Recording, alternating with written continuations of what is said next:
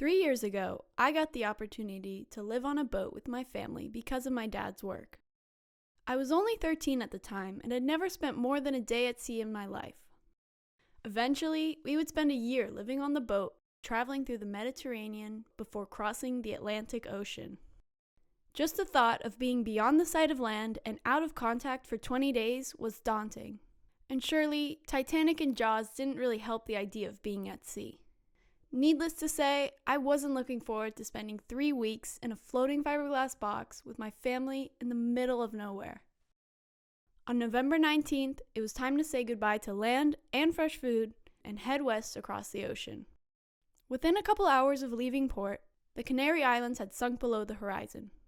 The 24 boats we'd began our crossing with had all vanished by the end of the second day.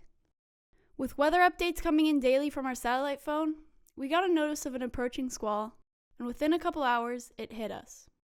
The 15-foot swell sent the boat up and down, and we quickly had to reef the sail before it tore to shreds.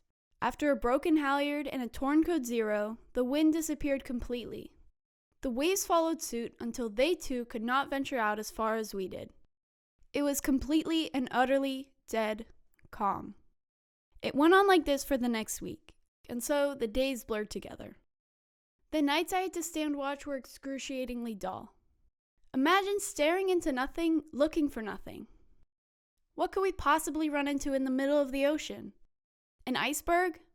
Leonardo DiCaprio? No. It turns out that the biggest danger we faced was a collision with floating trash.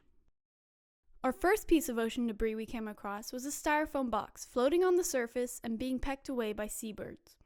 It had been breaking apart, and each of the little pellets were floating every which way. We did our best to scoop the pieces out with a fishing net, and that was when we began our collection of ocean trash. This collection grew every day, with new pieces being scooped out and collected in a corner of the boat. Water bottles, cans, and even a flip-flop were fished out and accumulated on the deck to be thrown away once we finally got to Barbados. Day 16, we rescued the largest piece of trash yet. It was in the middle of a week-long calm. The wind was still MIA, and the only thing disturbing the horizon, other than our wake, was a bobbing propane tank. So we veered off course and passed by the tank to fish it out. It was covered in rust, barnacles, and words in a language I didn't recognize.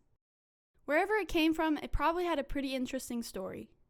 It could have come from a cargo ship rounding the Cape of Good Hope, or maybe debris from a hurricane in the Gulf of Mexico. Whether the thing tumbled into the ocean by accident or was intentionally thrown away, we didn't know. Either way, it was added to our pile of junk. A few days later, the trade winds finally caught up to us, and we began sailing again. A pod of dolphins met up with us later on and surfed the bow waves. Then, after 3 weeks at sea, we saw Barbados floating up from the horizon. Finally, our collection could go into a dumpster on the island. Hopefully, it wouldn't find its way back to the sea. For a long time, I'd imagined that the ocean was a big empty space, completely untouched by humans and void of everything but seawater. Living on a boat, you get to see all types of things in the water. Fish, dolphins, turtles, corals.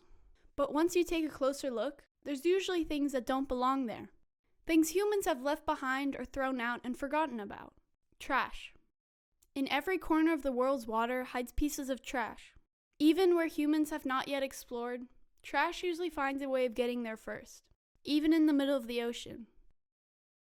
So I ask you, be mindful of your waste, change a few habits, and you can be the change our oceans need.